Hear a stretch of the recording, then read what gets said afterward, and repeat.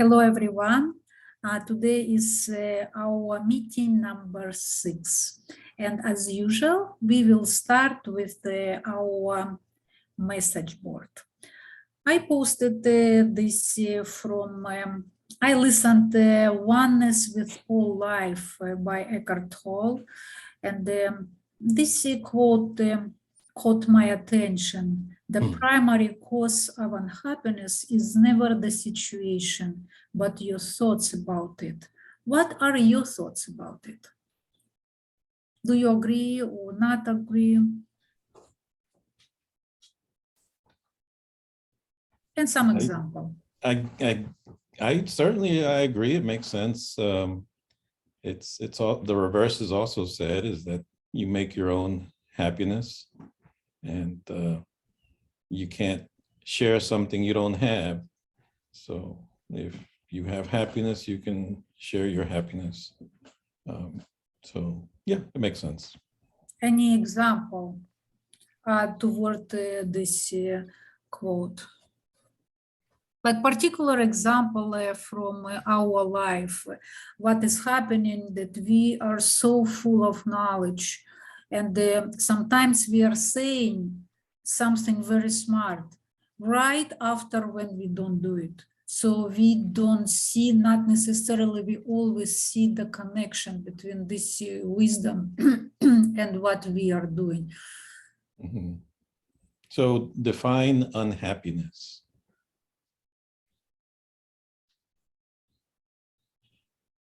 Define?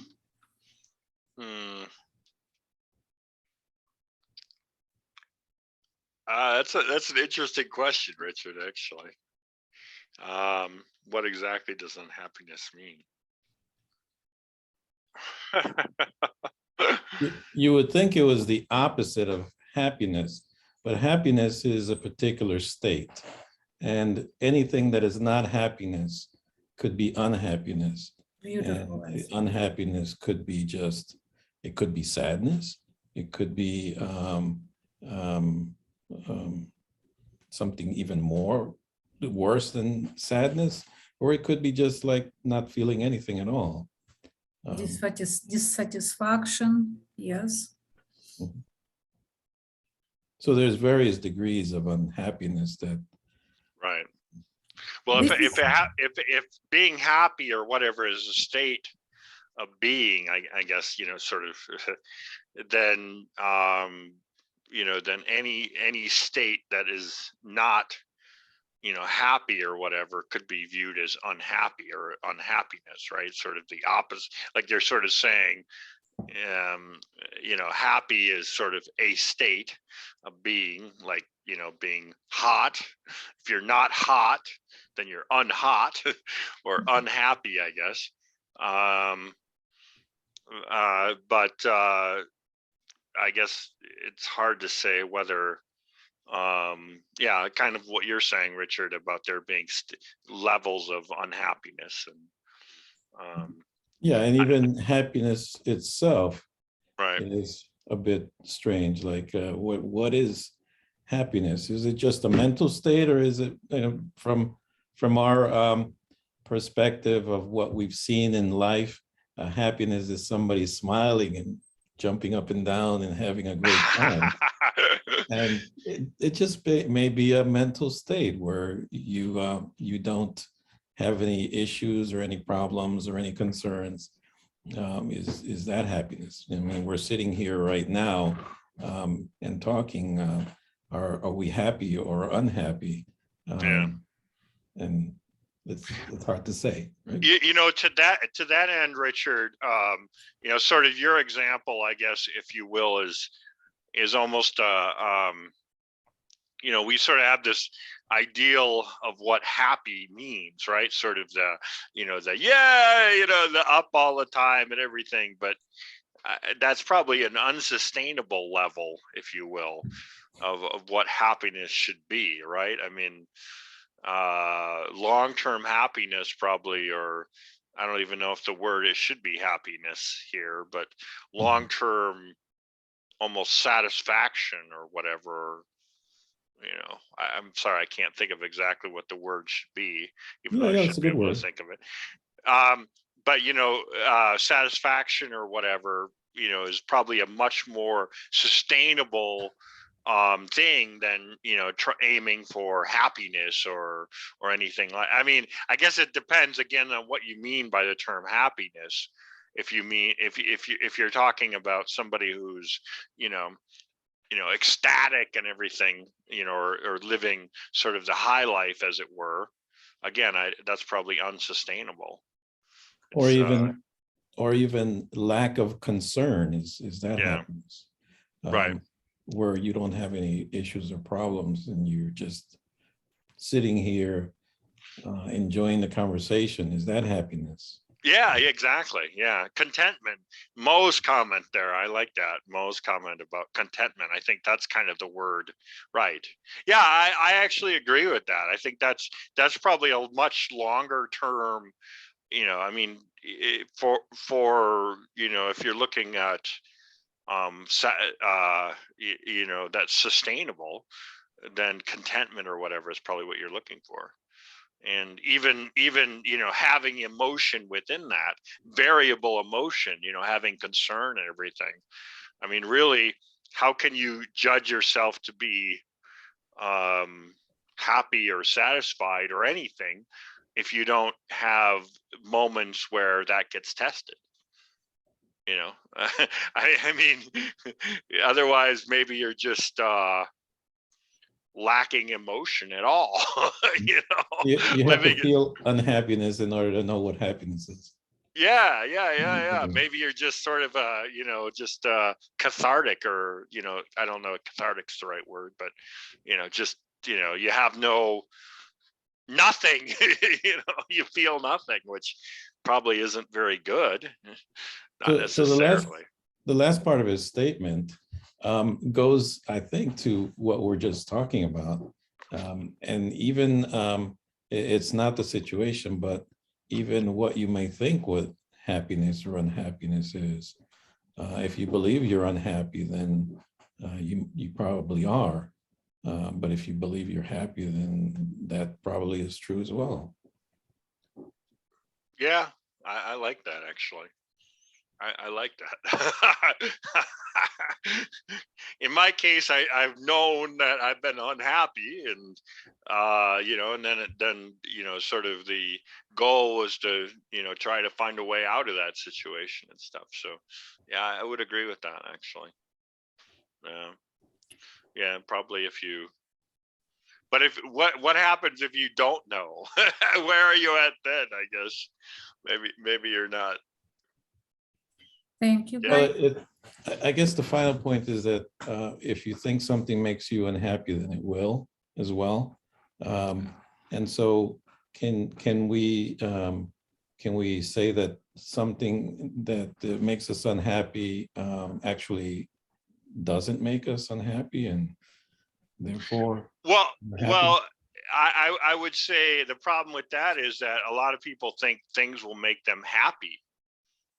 Isn't it sort of the opposite, that people tend to think things will make them happy rather than unhappy? I mean, Right. generally, probably if you think something will make you unhappy, I shouldn't say that. Generally, it probably will make you unhappy, but the reverse of that, things you think will make you happy generally won't make you happy at all. And in fact, it's the idea of making someone happy that's probably the issue as much as anything.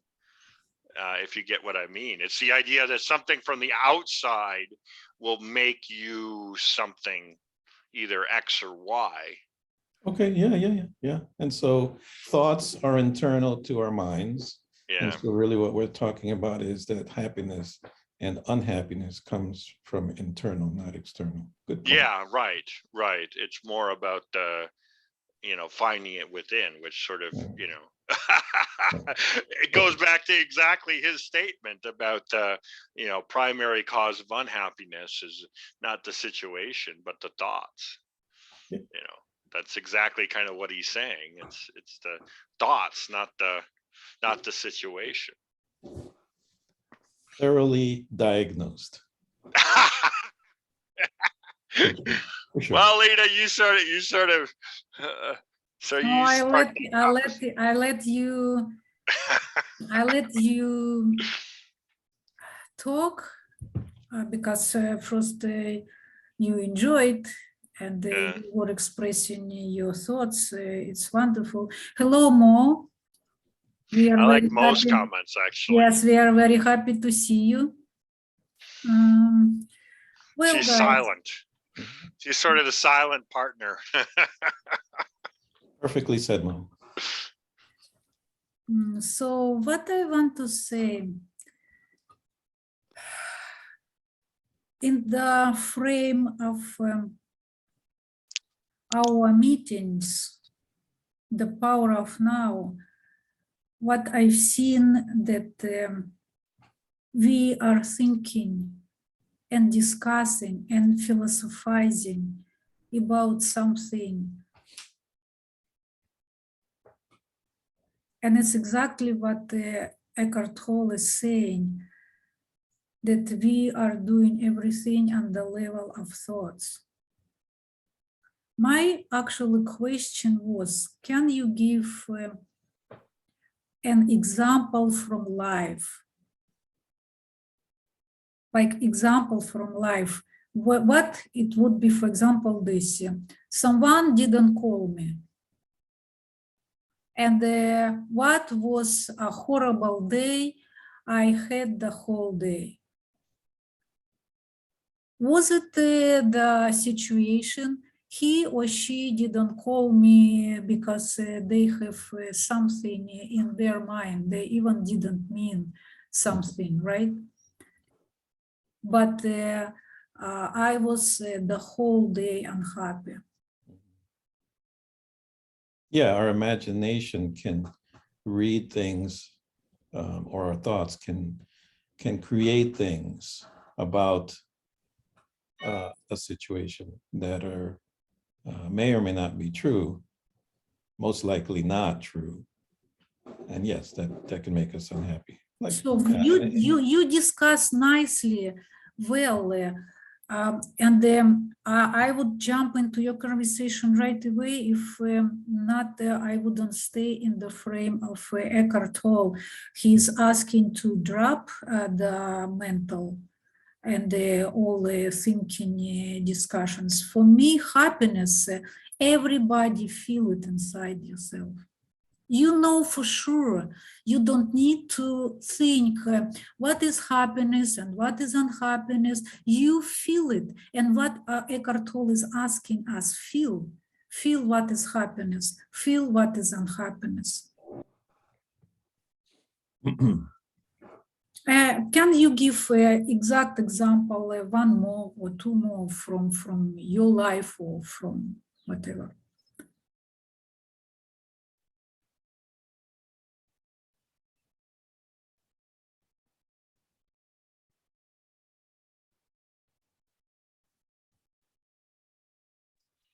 Exact example of what? Of this scenario, which is right now on the of a situation where you, like, something happened and or didn't happen, I guess, and you felt unhappy afterwards because of it. Guys, I'm apologizing. Do you see what is on the screen right now? Yeah, I see it. Okay. Yeah. What exact example from this quote?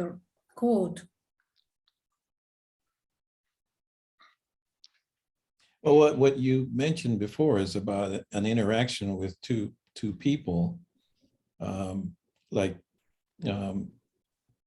one man that likes a woman and is communicating with her, and for some reason she stops communicating back, and you can begin to think of a lot of negative things as to why she didn't communicate back, and that would make you unhappy. Wonderful. I still want your personal example. More, please. Personal example would be the relationship and the situation. There are some situations that didn't go as planned, and it really made me unhappy. how things turned out because I had other expectations, but now that I'm looking at the situation, I see that it was for the better, and my thoughts were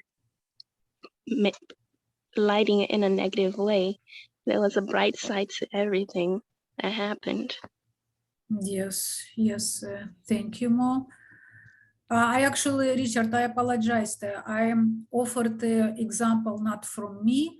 I offer example from Eckhart Tolle, but from you, I demanded the example you personal. So Well, it was a little bit too straight. I'm No, apologizing. but So- I can give you something else Oh, please. that reminded me of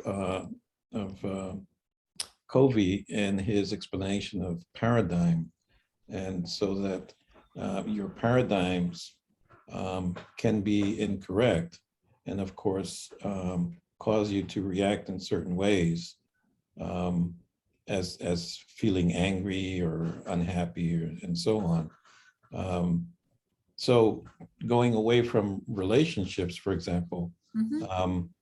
if you're driving, and my favorite example about paradigms is if you're driving and somebody else cuts you off, you can immediately think that the person is a jerk and you get angry.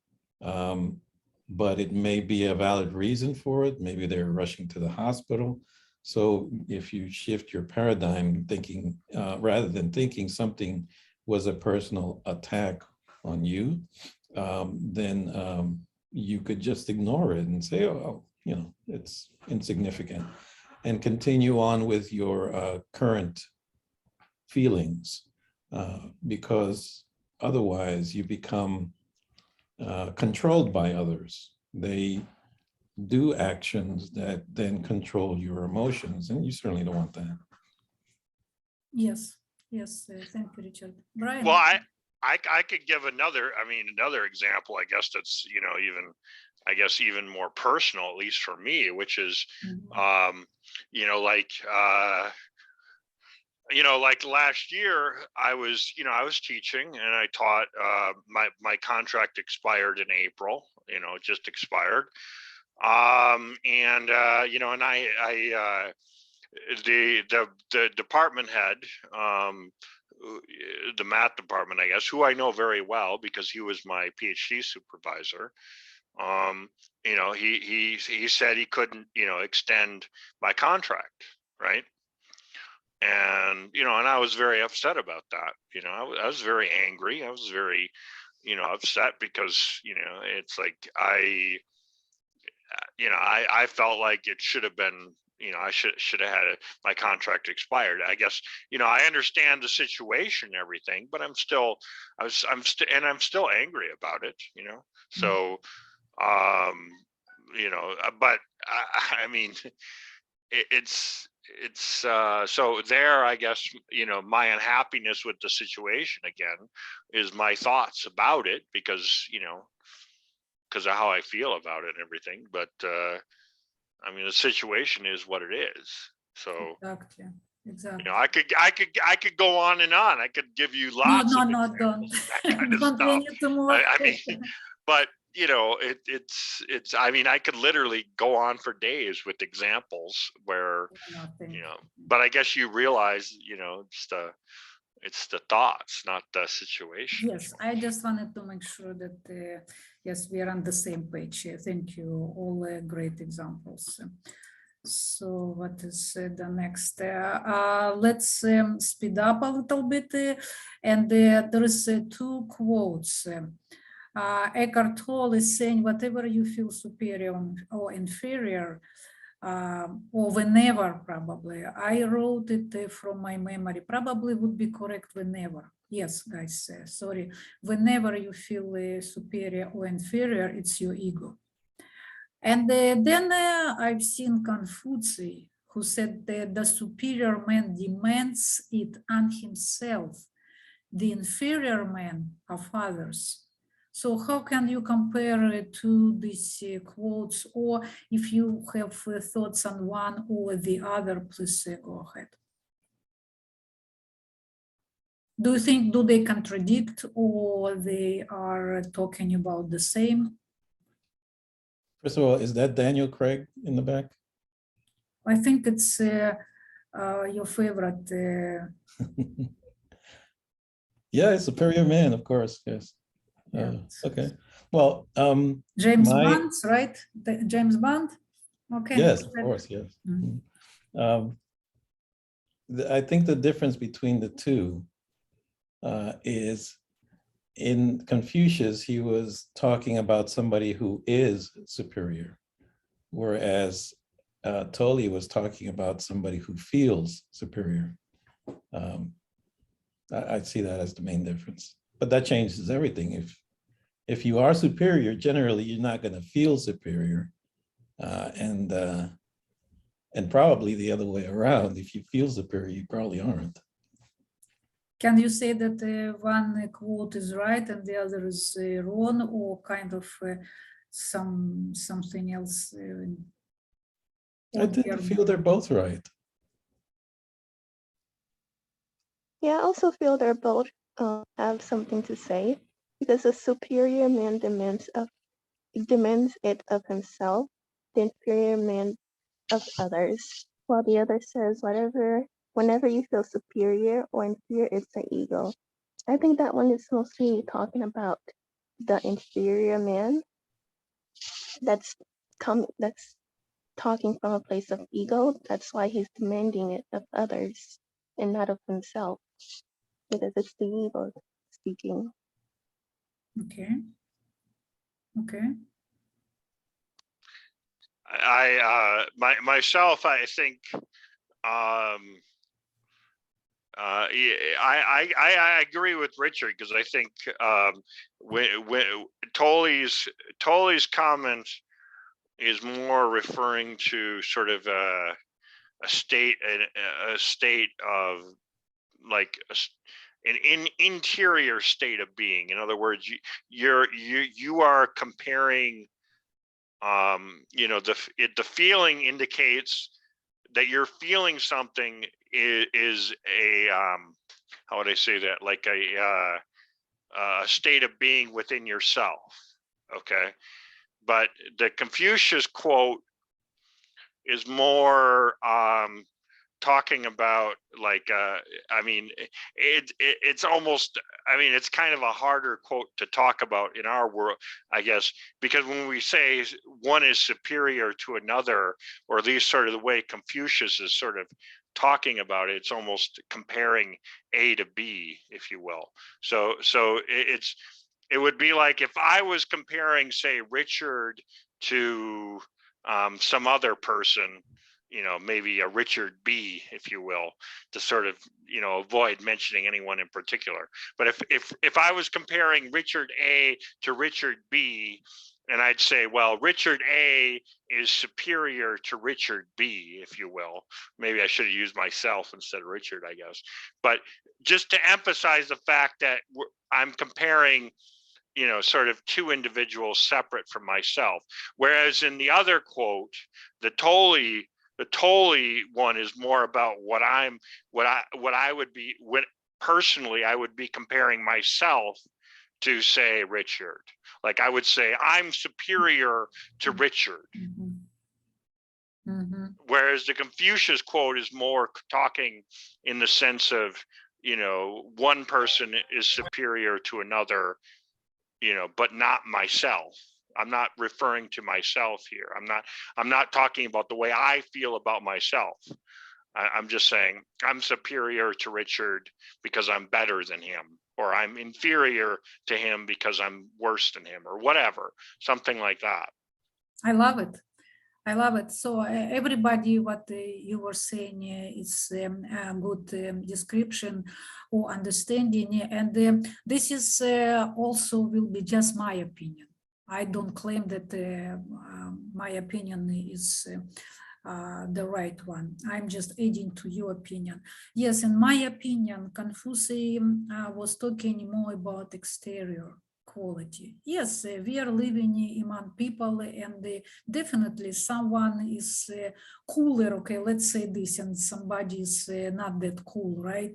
For example, James Bond, everybody say that he's even his imaginary persona, but we know that. And he was talking about, Confucius was talking about external qualities of, so the strong man, let's go away from superior, strong man, respectable man, responsible man, he demands of himself.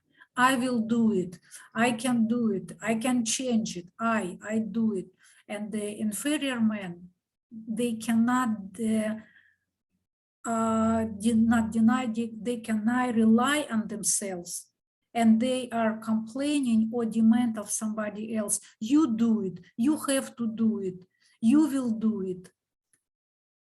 Or somebody will do it. So they demand of her, please give it. Please do Talina, it. to that, you'd say, you do it for me. And yes, thank you. And Eckhart Tolle, Brian, I agree with you. So he said almost, in my opinion, it's the higher level. He is saying from the point of inner, from the point of God. Nobody is superior or inferior. So I'll add my quote as well. You could write my name on it. Sure. And what is your quote? If you feel superior, you are not. Okay. If you don't feel superior, you are. You are. Mhm. Okay. Yes, it's your quote. I would say if you feel superior, you're not. If you feel inferior, you're not as well. This would be my quote. Okay, interesting as well. Okay. Guys. Interesting thing to say. That's an interesting way of putting it. This a little bit we will go briefly through our homework, and this came to my opinion, and I wanted to a little bit scare you. While we are not meeting, and last 3 times it wasn't much activity on our homework. Or it's not important that you would do homework. It's important that you would start or do or share what you're doing. I want that you would share realizations. Because if we are coming and just listening, do you know what will happen? Is anybody can read? People forget 40% of what they learn in 20 minutes and 77% of what they learn in 6 days. Do you understand this, guys? If we come and just have a conversation. Mo, can you continue? People forget 50 to 80% of what they've learned after 1 day. People forget 90% after 1 month. If we don't practice, this is statistics, not mine. This is from a respectable company. So this is my, again, slide push to practice. Otherwise, we will successfully forget 90%. And what was happened with me? I was very influenced probably 5 years ago, no, around same years, 7 years ago. And it was a miracle.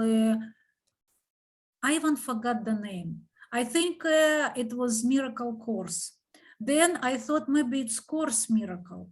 And finally, Brian corrected me that it was Miracle Morning. So guys, I forgot in 6-7 years, but I absolutely love it. I forgot not only the full name. Ask me what was inside. Something good. Only I remember one word, miracle.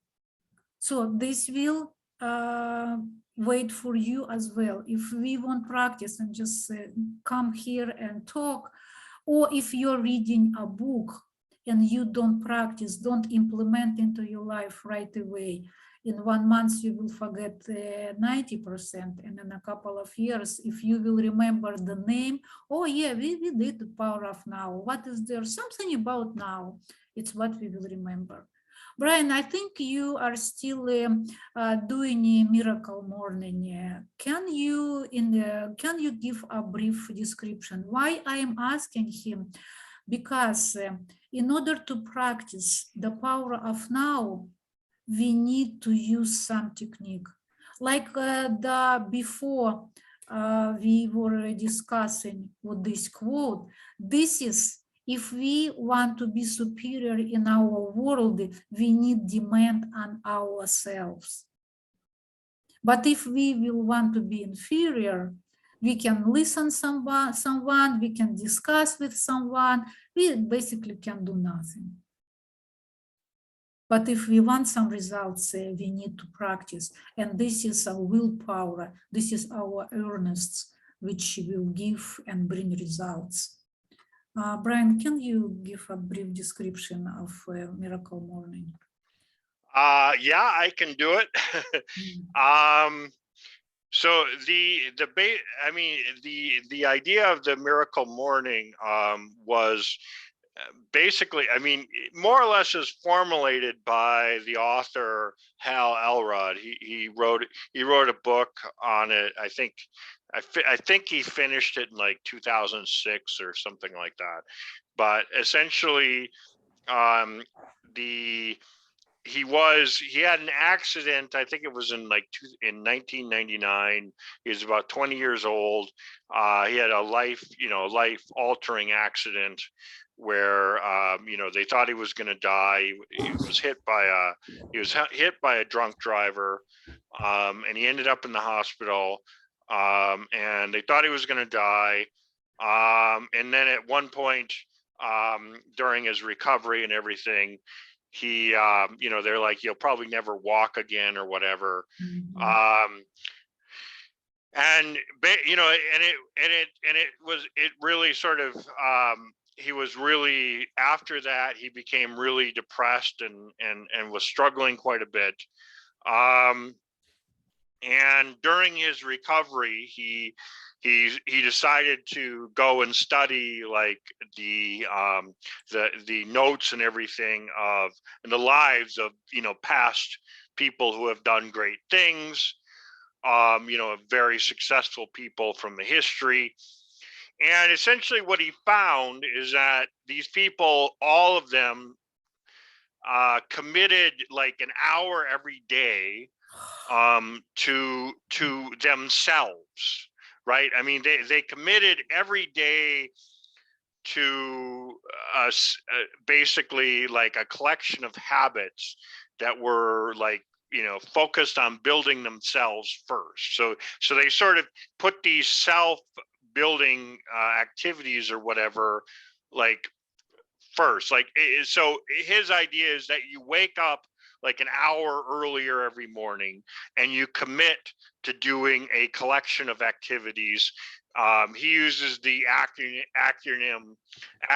of SAVERS, which are six activities that you do every morning. And like I say, like he talks about like waking up at like 4 a.m. or whatever, something like that. Strictly speaking, I don't know that the time you do it at is necessarily the most important part, but it's the idea of committing to the activities like every day, because they're focused on building yourself. So the SAVER stands for S. Let me see if I remember. Okay, because the silence, by silence, what he refers to is meditation. So meditation, and then the A sounds stands for, oh my God, I wrote it down and now I forgot.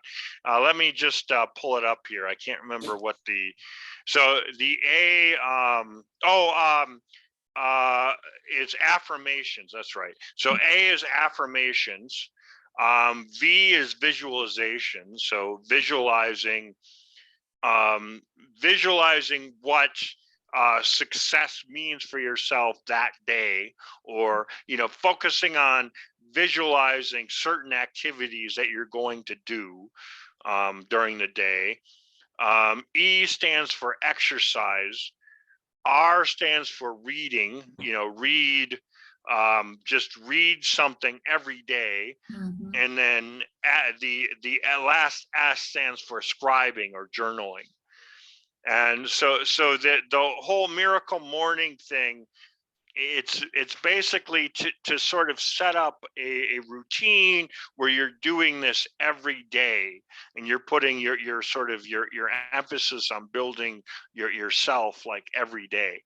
And it's like, depending on how much time you have, like he even has a thing like a 6-minute Miracle Morning, basically, where you're putting in like 1 minute into each activity. I mean, he gets it down as short as that, but it just depends on what your morning is or whatever. But it's sort of the idea of committing yourself to sort of doing it every day. That's kind of the idea. Wonderful. Wonderful. Thank you so much. You described very well. I was really, really impressed with that. And when I started to do it, yes, and of course with your presentation, Brian, when I started to do it just during a couple of months, I was amazed the results. You remember Violetta was sharing her results when she was doing it constantly. Yes, we were amazed when we touched her apps. It was like a piece of metal, like a wood, and she didn't do any special, but she was committing to do it every day, and again every morning. Kovi, we had just a couple weeks ago, we finished 7 habits, and he was asking us to commit 1 hour per day. Yeah. And again, morning. Very difficult to do something afternoon or later. Usually it's never happened. When I started to get up early, I really put 1 hour in me. I am amazed with the results. Thank you, Brian. Thank you so much. Beautifully said. If somebody wants, please check it, Miracle Morning. Brian, can you put the link? If somebody wants, definitely it will. Everybody. Oh yeah, definitely. I mean, you can find it pretty easily. It's either Hal Elrod if you want, but he's linked invariably with the Miracle Morning stuff. But yeah, I can do it pretty easily. Thank you. Pretty easy to do. We have around 5 homeworks, or I change it for practice. Maybe you don't like word homework. I don't know what to do.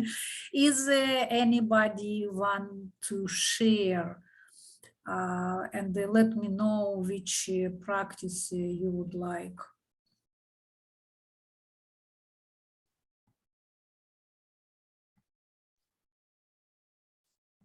Yes, Richard, please. Well, I don't know if it's along the same idea that you are on these homeworks, but I've realized, looking at the very first one, I've realized that it says gramophone, but nowadays it's more like MP3s. But I do listen, or I do hear music in my head quite often, and sometimes even tap it out unconsciously when I'm not doing anything. So I did a little bit of research trying to figure out why. And of course, there's a lot of different answers on that. But I tend to think mostly that since my mind is always trying to think of something, if I am not purposely trying to think of something, it kind of entertains itself with music. That's what I've seen. So you mean that your brain is a separate living entity and it operates on your own. I would warn you if the way when it starts, it's really the way to some house, separate house. I mean, when we start to think that our brain is a separate entity. But it's a beautiful, beautiful example. Anybody wants to comment on it?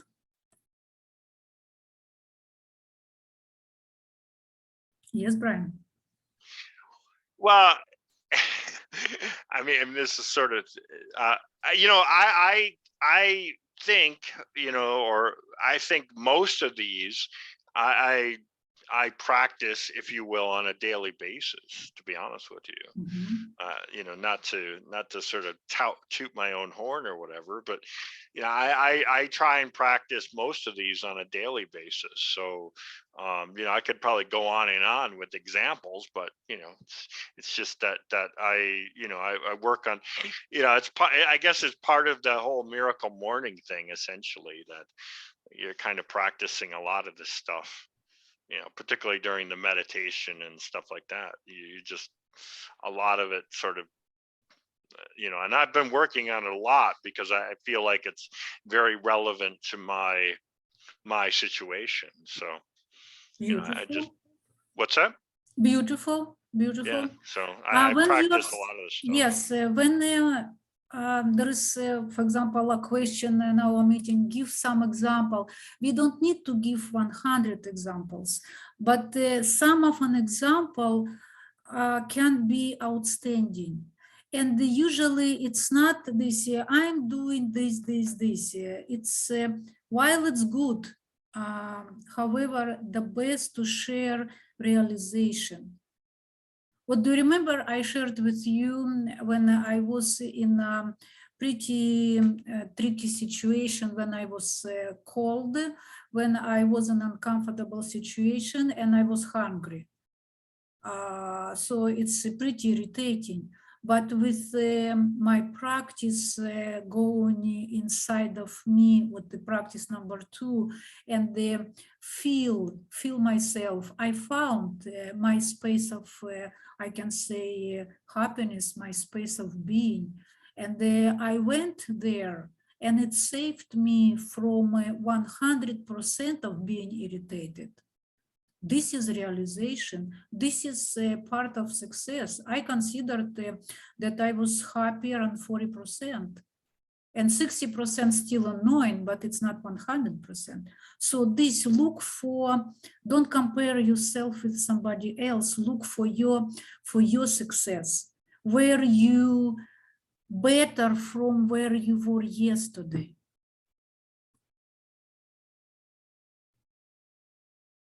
Then with the auditory aid, remember I shared that I'm a very bad listener. I gone with any my thoughts right away when I want to hear, listen something. So it means, I guess it's toward people too. I don't used to listen people. So I figure out that it's my weak part. I need to work on it. This, I think, is very beautiful. It needs to make a habit. And ask.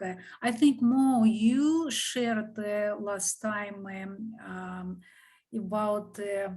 about practice number 4, that you were practicing and it was going, when we have some irritation and we just don't go with that irritation, with that emotion. We are not gone with that emotion. We are asking, hey, why I'm irritated? Why? Inside of yourself, and they feel that emotion. It will slowly subside. Mo, do you want to say something? We don't hear you. Oh, I practice number 4 a lot, asking myself why I feel this way, or why am I feeling this way in the moment, or will it matter in a day or now? Because I remember from the book, it says, there's no problems in the now. It's only in the future our mind creates the problem. But right now, ask yourself, is there a problem? Like, is something wrong right at this very moment? And there isn't. Beautifully said. Thank you so much. And see, guys, she is still using her brain. And she's completely right. We cannot right away to remove our brain. She's using her brain, she's asking, but it's a solid, beautiful first step. And the next step will be do not ask, do not analyze, just feel it. But there will be a next step. Yes, Brian? I was just gonna say, Mo, that your comment there, I know that's something that's kind of that I know personally when like I'm having like a lot of anxiety attacks and stuff, and I think that comment, what you said there, has become something of a pretty important one to me too. Actually, the idea of he makes the way Eckhart or Tolle makes a comment to the effect of what's wrong right now, I guess, and a lot of anxiety and stuff is generally related to the future, so it's trying to focus on the now. I like that as a comment. Awesome. Richard? From my point of view, that when I get upset about some problem, it's because it's wanting me to do some action, and not being able to do some action makes it much more frustrating. So I tend to ask myself, again, taking into account this very moment, ask myself, can I do anything right now? Mhm. And if I can't, then don't bother. And so finding the appropriate time to think about something when you can actually take some action is better than to dwell on it at points where you can't take any action. Awesome. Awesome. Just again, I will repeat, it's very, very, very, very important why we are unhappy.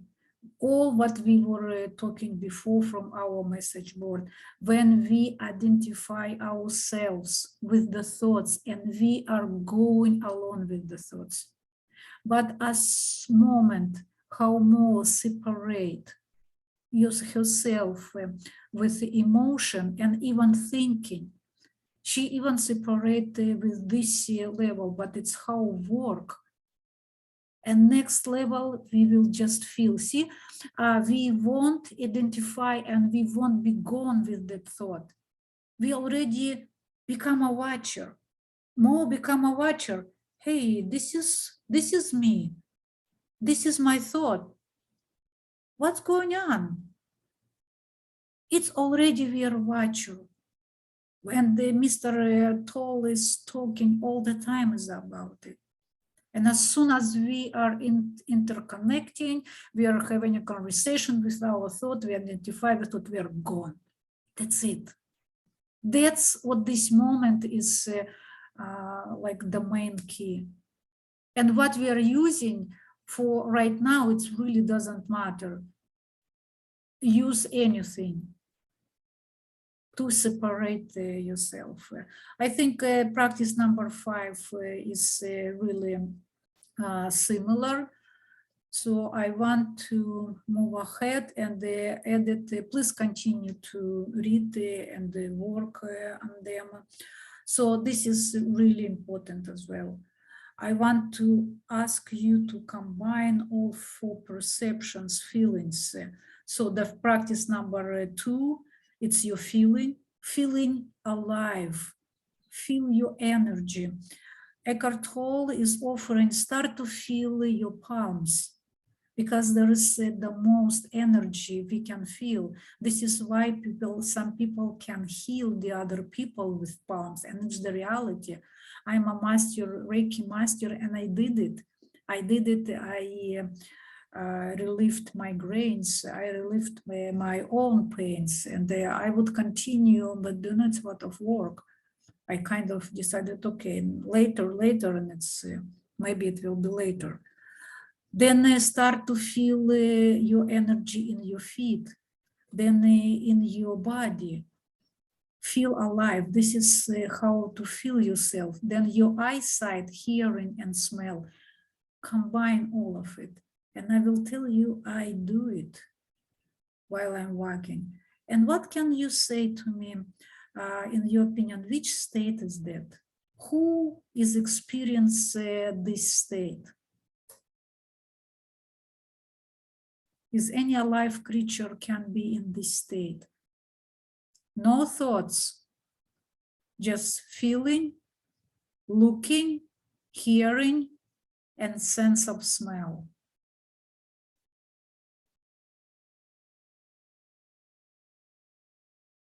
Do you think which alive creature in this state constantly? I would say, isn't it the animals? Because Absolutely more. This is animal state. And do you want I share with you? It's a bliss. It's complete bliss, because when we are being, it's beautiful. We feel inside the pure joy. And it's not the state of sleep. We see, and I'm walking and I see, I enjoy what I see. Then I hear the sound of nature. And the plus smell, I'm fully aware and I'm at full bliss. This is how animals are living. And I again repeating their complete bliss. If we will remove hearing, smell, and eyesight, and we will have just this, it will be the state of plants. Every plant, every alive creature have feelings of bliss, pure bliss. Otherwise, no one would be survived. There's no point for that. And this is how we are interconnected. I would also add that for plants or animals, there is no future or past. There is only the now. Absolutely more beautiful, lady. Yes. Richard, please. Although I still have a little confusion on this as far as not only animals, but human beings as well, experiencing this, that especially animals in their environment can be threatened instantly, and they have to react appropriately. So that if, in humans' case, we can be attentive to what's going on in our surroundings, considering any threat that might come by. But I believe animals are much more attuned to that, or have to be for survival. And so it kind of confuses me that if you can be in this state of bliss, that you may not see what is coming at you. Can I say more? And please say you will, or you will say more. Can you say? Yes, I would say in response to that question, animals, yes, if there's an immediate danger, they will react. But the difference is between animals and humans, they don't hold on to the past or the event. They, once it's accomplished or they're in a place of safety, they transition to the now, and that's where they live. But humans, we hold on to the past and we over fantasize about the future. But the animals, once that action or immediate danger is far away from them or is not in the present anymore, they remain in the now. Yes, Mo, thank you so much. I completely agree with you, and just adding it to you, we sometimes react as animals as well, right away, without thinking. If we experience immediate danger, we are reacting right away. Why we are, and usually it's the right thing and the right motion, because we are not in our thoughts. Yes, when it's some danger, something, we smell some smoke, then we can analyze, yes, this is probably somebody above doing something wrong. This and we, of course, we will do right thing as well. However, this is a more slow reaction, and this we involve thoughts. But this is what is this practice talking not to live in this state. It's just experience this state, like experience the level of animals' bliss life. And when they experience danger, how Mo said, yes, they're reacting because they are always aware of the surroundings. Just try, guys. I ask you, just try. When you, especially the smell, when you add the first I feel, then I look, then I add the hearing, and when I add smell, I'm fully aware. It's like everything around me, nature, become deeper, bigger. However, I am more alert. And we talk already about it. I cannot just miss it. What do you think about okay, it will be long conversation. Let's continue. Then I will edit later. And this I also absolutely love it. Is anybody can read practice number 7? I'll read it. Yes. It says, a new spiritual practice. Don't accept your thoughts seriously. When you stop believing, what do you think? You step out of the thinker and you see that you're greater than your thoughts. Sorry, sometimes I'm writing what I remember. This year I listened to Eckhart Tolle something else, and I think it's fantastic. We are too serious about our thoughts. And if we will analyze actually what we are thinking, usually it's ridiculous. Or they won't accept me, or they won't like me, or how do we know? Or even if it can be, we don't need to stress out at it. So don't accept your thoughts seriously.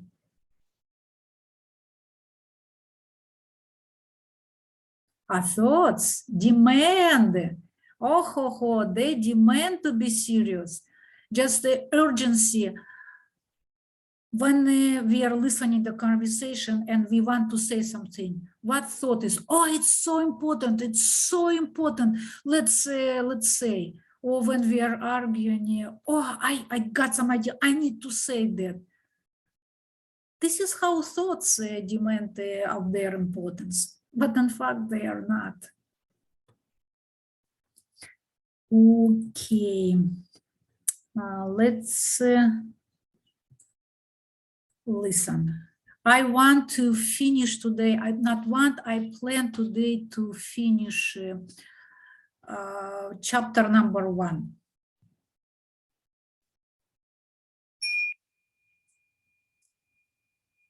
An emotion usually represents an amplified and energized thought pattern. And because of its often overpowering energetic charge, it is not easy initially to stay present enough to be able to watch it. It wants to take you over, and it usually succeeds, unless there's enough presence in you. If you are pulled into unconscious identification with the emotion through lack of presence, which is normal, the emotion temporarily becomes you. Often a vicious circle builds up between your thinking and the emotion. They feed each other. The thought pattern creates a magnified reflection of itself in the form of an emotion, and the vibrational frequency of the emotion keeps feeding the original thought pattern. By dwelling mentally on the situation, event, or person that is the perceived cause of the emotion, the thought feeds energy to the emotion, which in turn energizes the thought pattern, and so on. Basically, all emotions are modifications of one primordial, undifferentiated emotion that has its origin in the loss of awareness of who you are beyond name and form. Because of its undifferentiated nature, it is hard to find a name that precisely describes this emotion. Fear comes close, but apart from a continuous sense of threat, it also includes a deep sense of abandonment and incompleteness.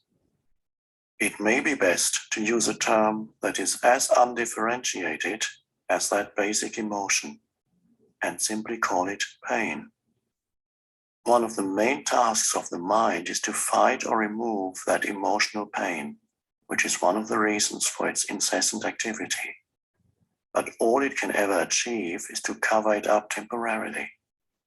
In fact, the harder the mind struggles to get rid of the pain, the greater the pain.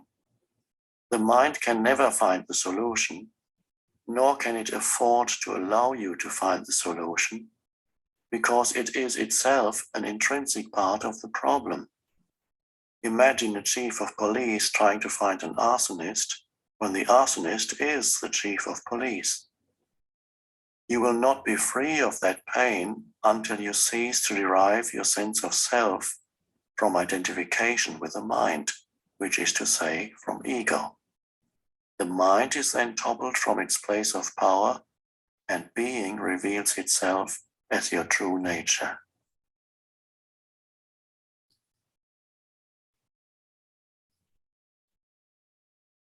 Any comments?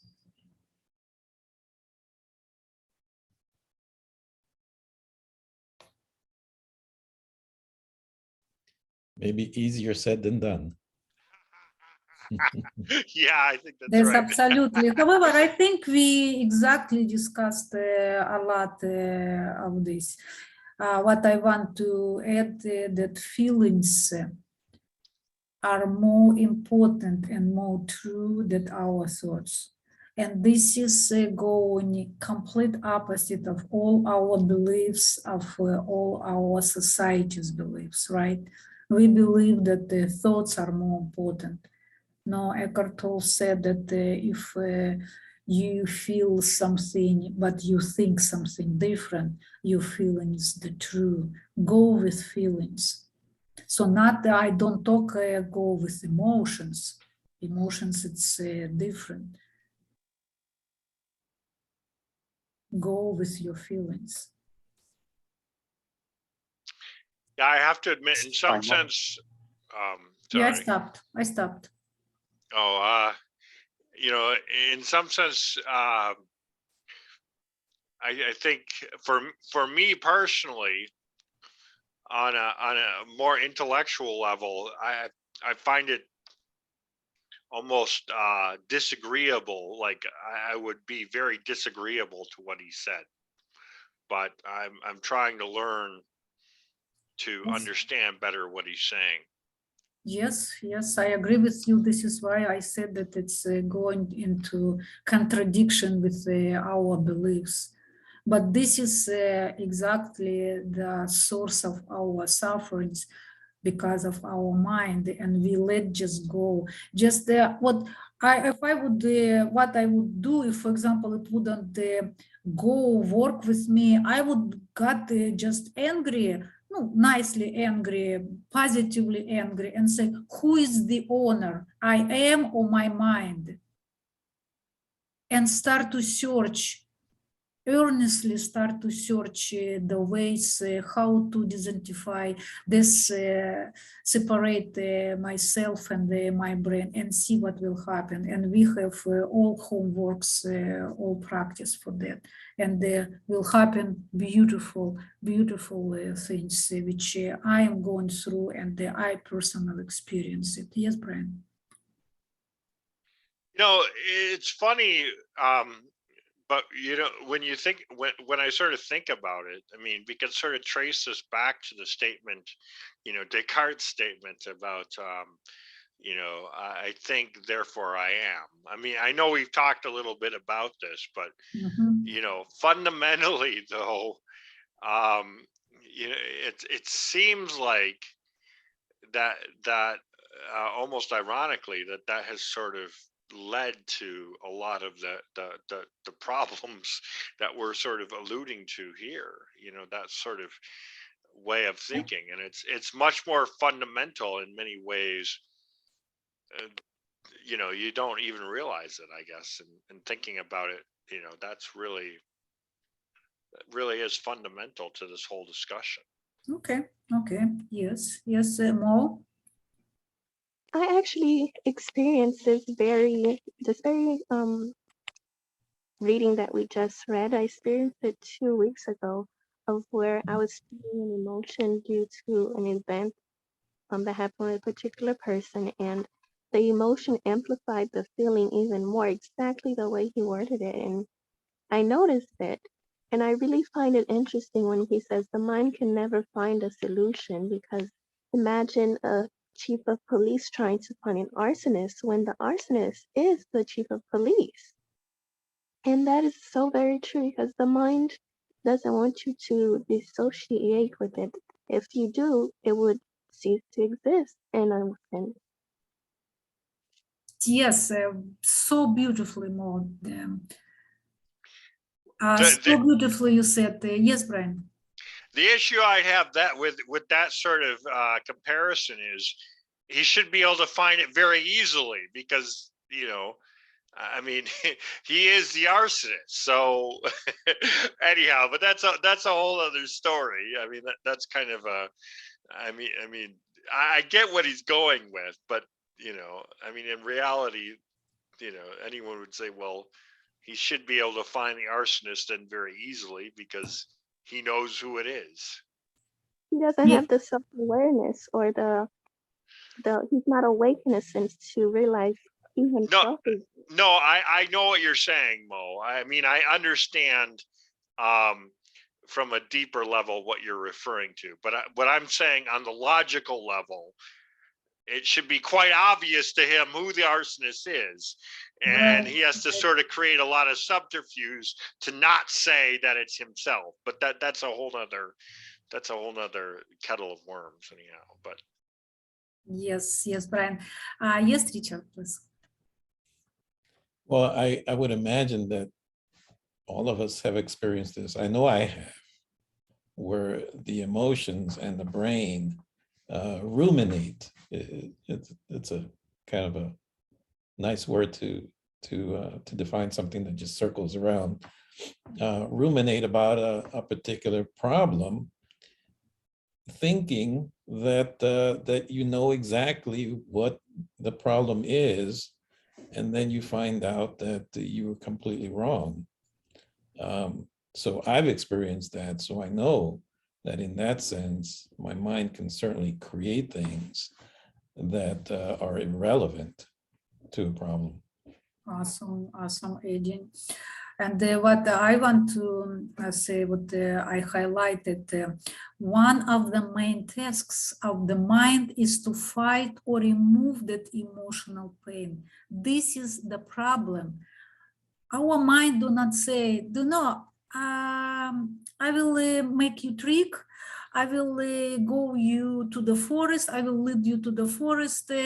I don't care about your problem. No, mind is our best friend.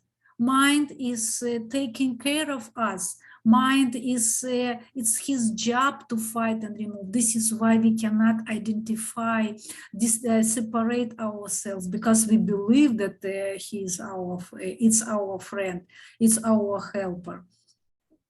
However, it's just not in its ability to solve the problem. It's a computer who is running the same program. We put three thoughts and it's running. I'll help you. I'll help you. Let's do this. I'll help you. I'll help you. And we believe in it. So separate that gramophone from us. Yes, Richard.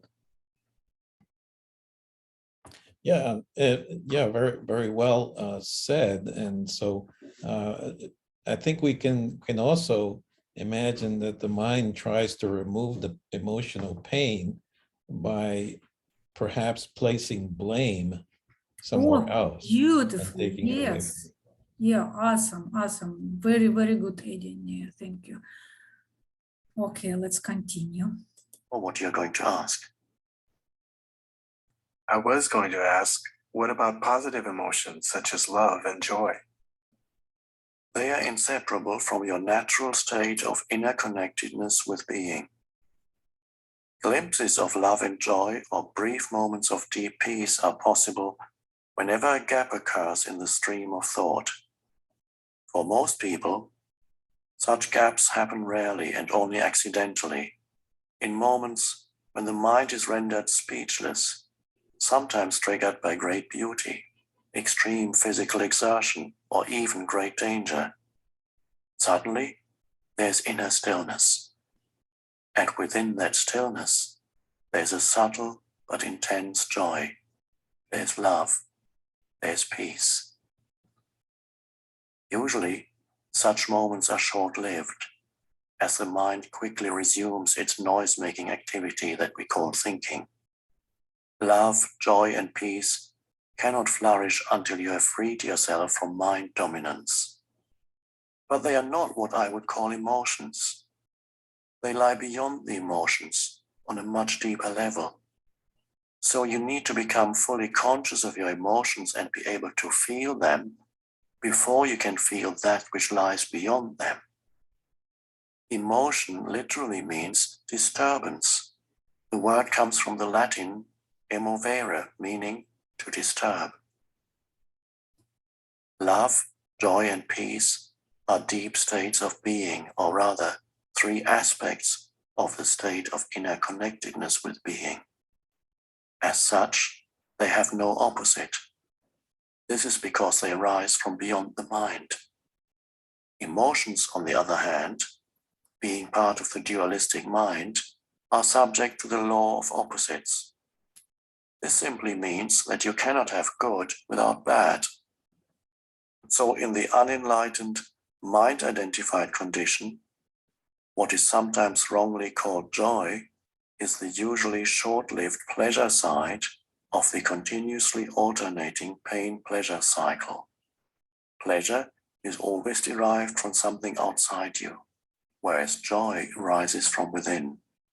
The very thing that gives you pleasure today will give you pain tomorrow, or it will leave you, so its absence will give you pain. And what is often referred to as love may be pleasurable and exciting for a while, but it is an addictive clinging, an extremely needy condition that can turn into its opposite at the flick of a switch. Many love relationships, after the initial euphoria has passed, actually oscillate between love and hate, attraction and attack. Real love doesn't make you suffer. How could it?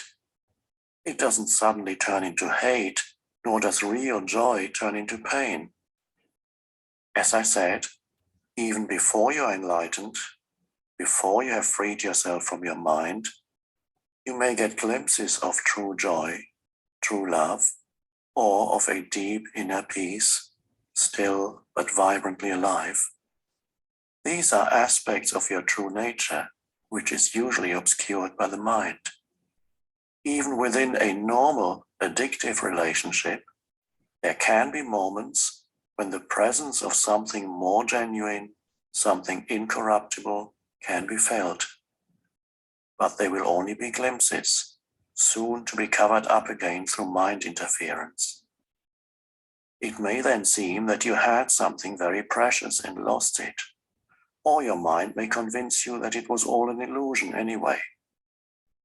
The truth is that it wasn't an illusion, and you cannot lose it. It is part of your natural state, which can be obscured, but can never be destroyed by the mind.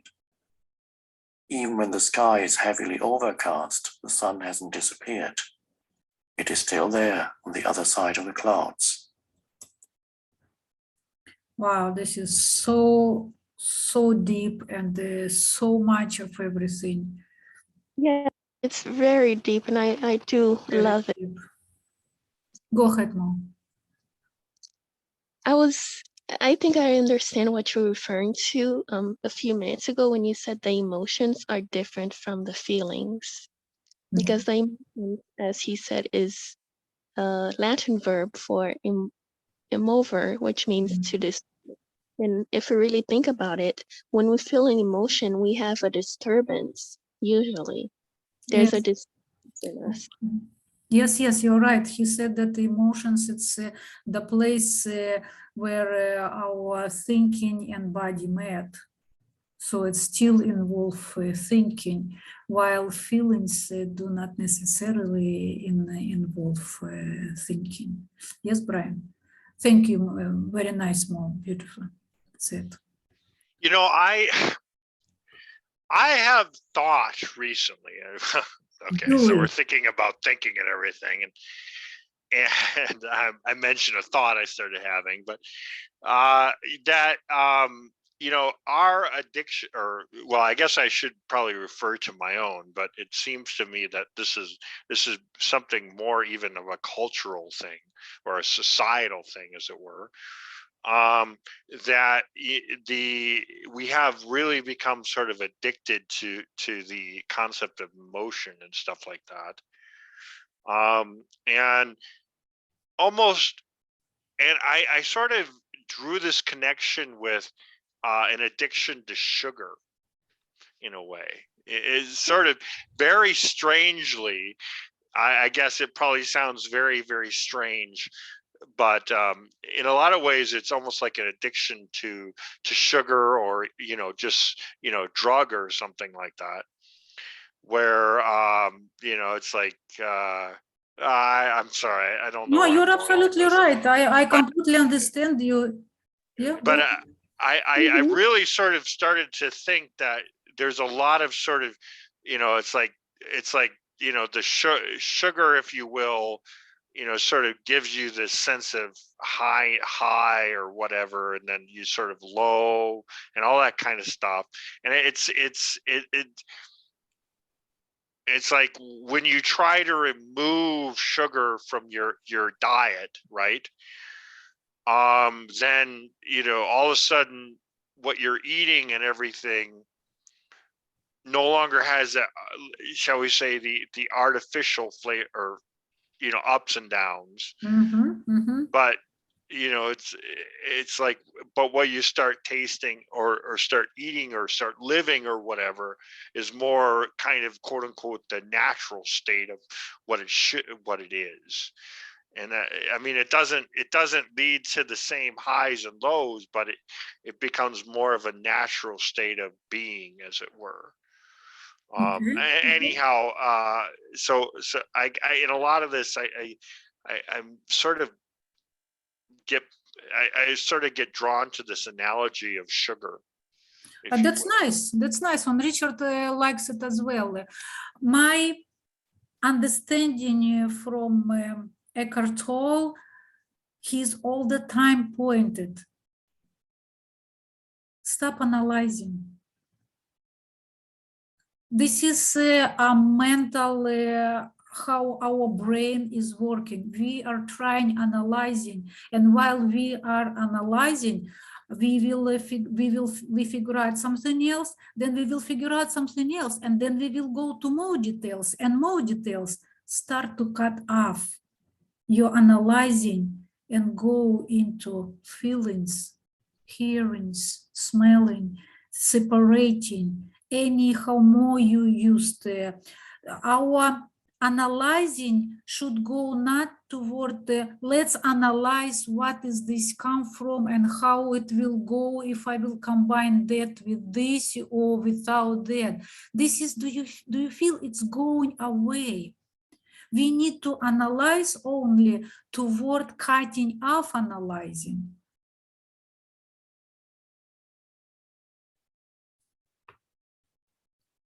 Okay, let's come back to this, what he was just read to us. What I wanted to say that what that stillness and the joy and love It's where is and peace. I know some people look for peace. We cannot get peace from outside. We cannot get peace from somebody else. Love, joy, peace are all inside. Try to find it. If I found it, you can too. Absolutely, maybe more, and I'm sure you already experienced it. Try yes. to do it. Yes, try to do it. It's beautiful, right, Mo? It is. It really is. And when you notice how other people are in a different state, and it's amazing, you know, it is, because you see people are, even though they want to be, but they're not at that level, at that path yet, and you kind of sympathize for them, you know, until they reach that phase. But it's Beautiful.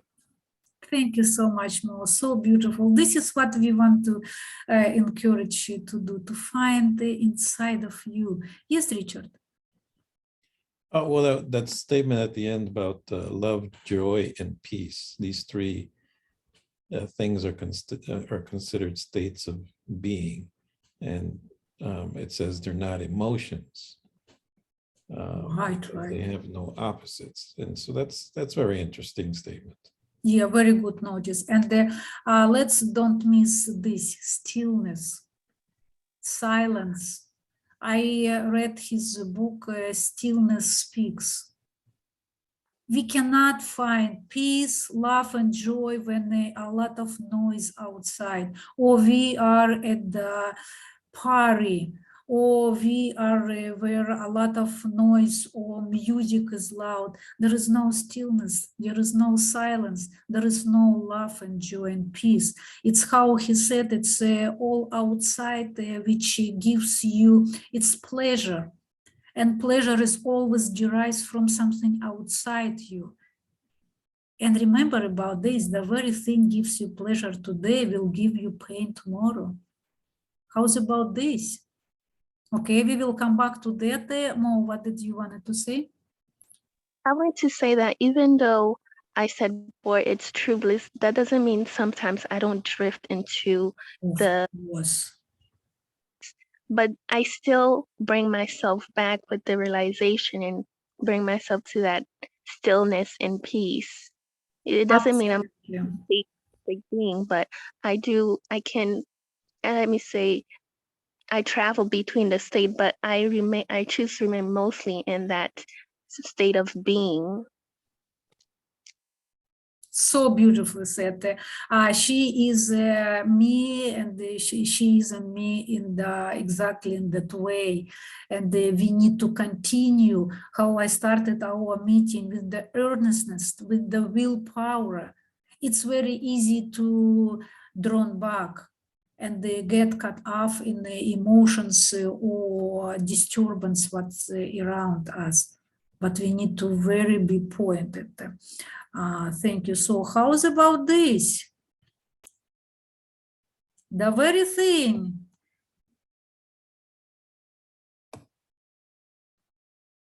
that gives you pleasure today will give you pain tomorrow, or it will leave you, I cannot read right now. Yes, Mo?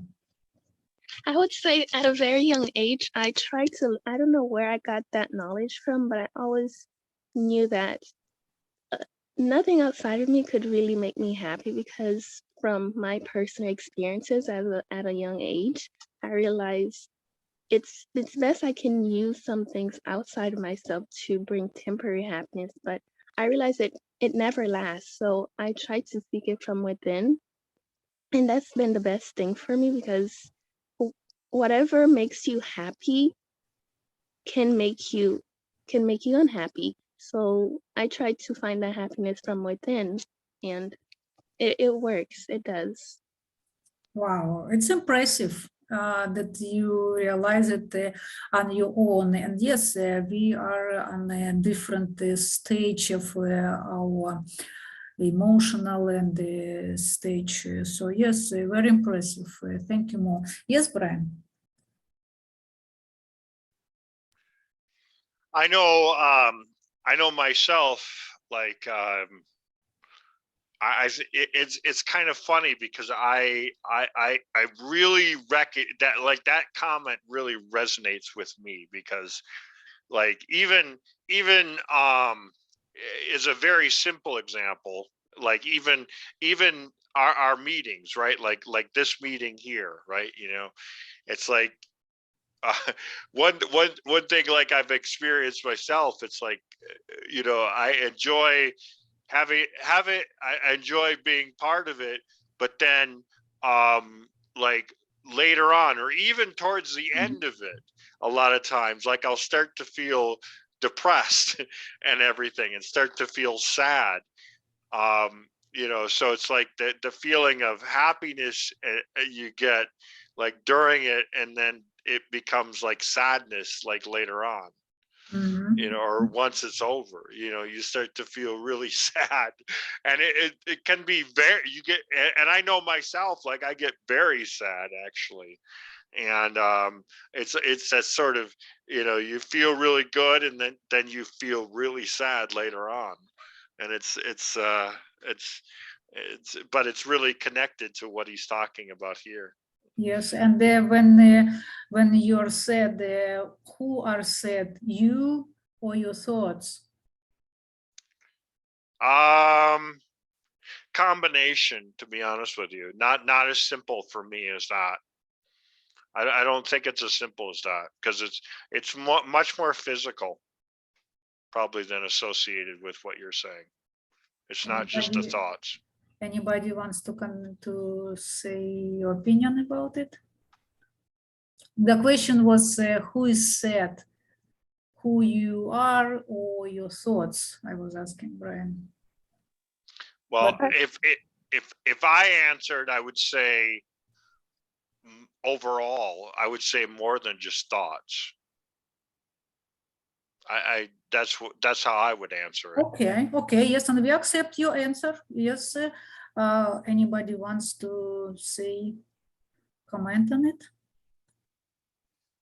I would try to understand why am I sad about it? Okay, Isn't sadness an emotion? And emotions exist outside of the mind. And It's a disturbance. I'm sorry? I would say it's a disturbance. Right. So emotions are what you feel in your body. And I believe you have to feel those emotions instead of letting them take over. Yeah, I agree with that. I agree. Because I think the point is not that we're completely avoiding these emotions or we're shaming them. It's just we're giving them their proper place, which is like the clouds, as he described. And with the feeling is the sun. And also, I think we can't ignore the emotion because I believe there's a physical component to not feeling your emotions or trying to suppress them. Oh yeah, you're right about that, Richard. It can be damaging in a sense. Mm-hmm. It can cause pain, real pain, if you leave those untouched or unexamined.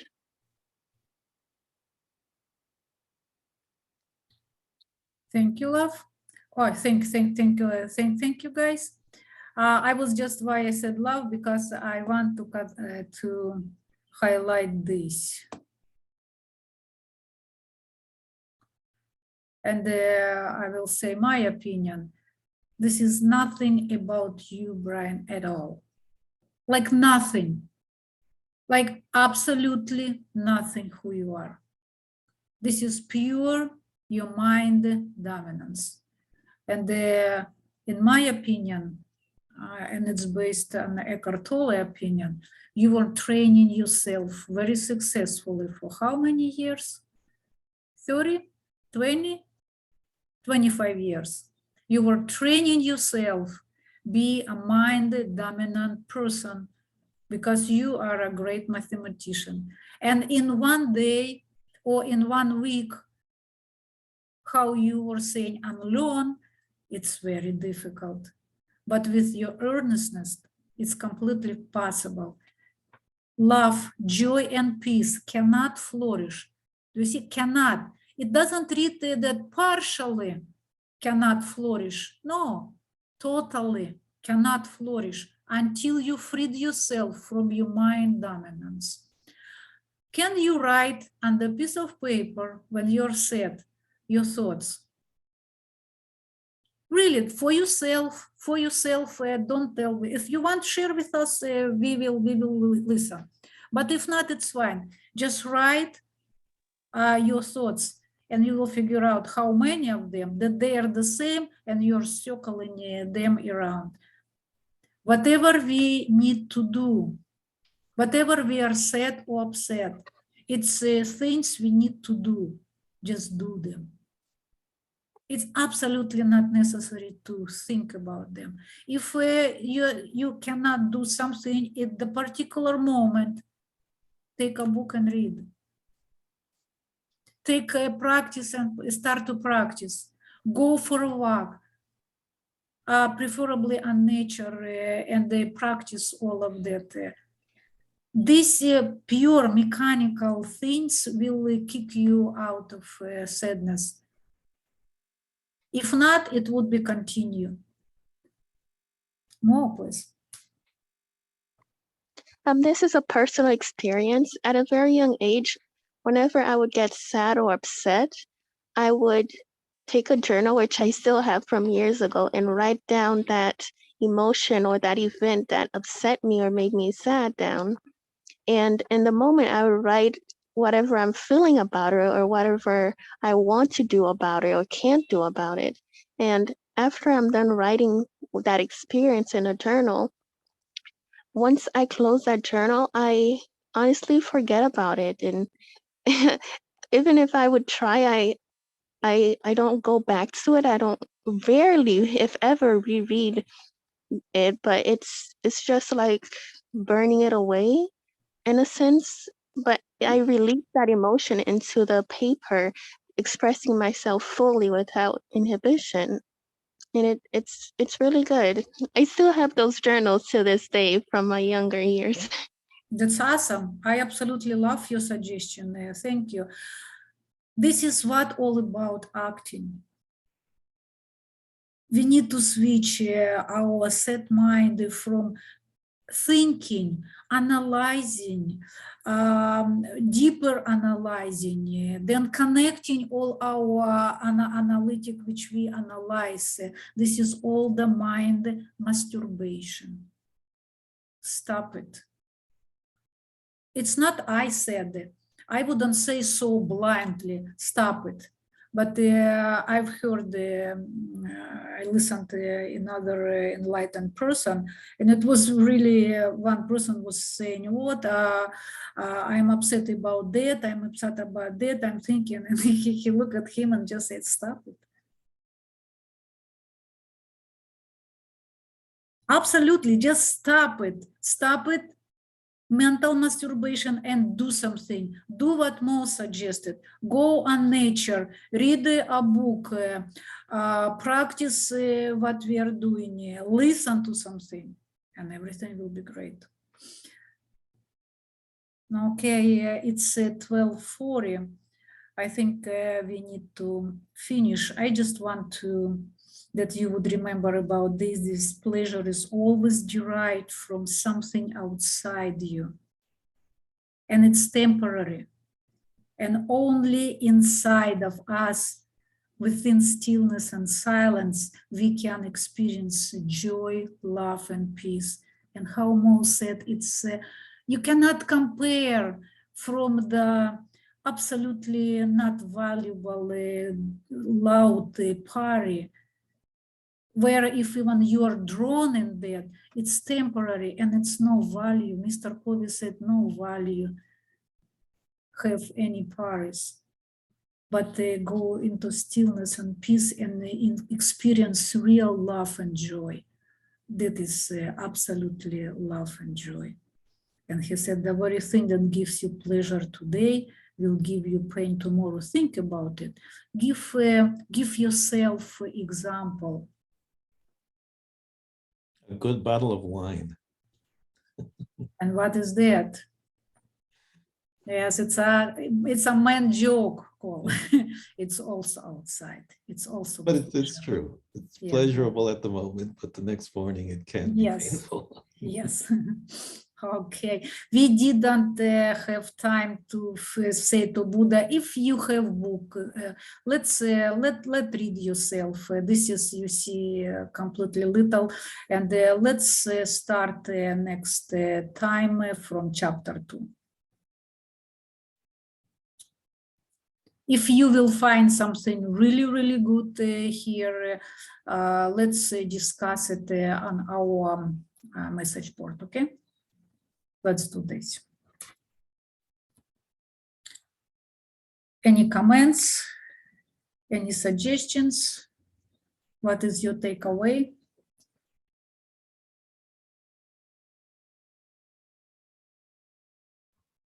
I'm definitely going to try to think about love, joy, and peace in a different way. I initially would have thought that those are emotions like everything else that we feel. For me, it was also very, very deep realization. I kind of was guessing because I was reading a lot and learning about psychology and spiritual a lot. They were saying, but he formulated so deep in just a couple of sentences. It's fantastic. Yes, Mom. Definitely keep that in mind, especially the last paragraphs that we read. I really found it deep, and his analogies and the way he explained it were so well eloquent, and I'll be practicing that for this week. That'll be Wonderful. Thank you. You know, Richard, I would add fear to that list. I think fear is another one that's, or I'm not exactly sure fear is the right word. I think that it also is on that list too. Yes, fear created by our mind, yeah. No, it's the opposite. It's the opposite. It's more natural. That I mean, he listed 3, but there's a 4th one too. That fear is a natural one. That's also a natural one. What's that? That fear, that love, joy was the other one. Love, joy, and pleasure, or Happiness, no love, and happiness. But there's also fear. Fear is like the 4th. It would be a 4th one that he doesn't list, but that's also a natural one. No, but but I mean, it is a natural one. I mean, you think it's like, I mean, why does one animal run away from another? Because he's afraid. Like animals, they feel fear. I mean, if we're talking about this as animalistic or whatever, I mean, fear is a very natural thing to feel, right? I mean, it's as natural as everything else. So it's just a question of, I mean, we all have that natural innate sense of all of these. So I mean, he doesn't mention it, but it's also a very natural aspect. Yeah, you mean he forgot about it, right? No. Well, he doesn't mention it. That's right. That's right. If he didn't mention, it's a big reason for that. No, what did you want to say? We got it, Brian. Let's quickly discuss it. Well, I wanted to say that the fear might correlate with the pain as well, and maybe we haven't gotten to that part where he mentions it too, because this is still the first chapter. I believe he will talk more about it in the upcoming chapters. Thank you. What I got from so far we read, and this is a little bit, we come back, I highlighted fear, its emotions. Brian, you are mentioning right, it's natural. However, it's very temporary. and it's a survival mechanism. How often animals experience that fear? Why we need to pay attention? For example, if we have immediate fear, if I'm walking in the street and somebody jumped in front of me with a knife, yes, I have immediate fear, but how does it influence my life? I need to run away and forget about it. What he is talking fear, it's actually which created with our mind, prolongated. I'm afraid to do that. I'm afraid that people what think about me. I'm afraid what people will do to me. I'm afraid that they won't accept me. And this is pure our thoughts and the mind work. Yeah, Phobia was the to get technical rid term of. for fear?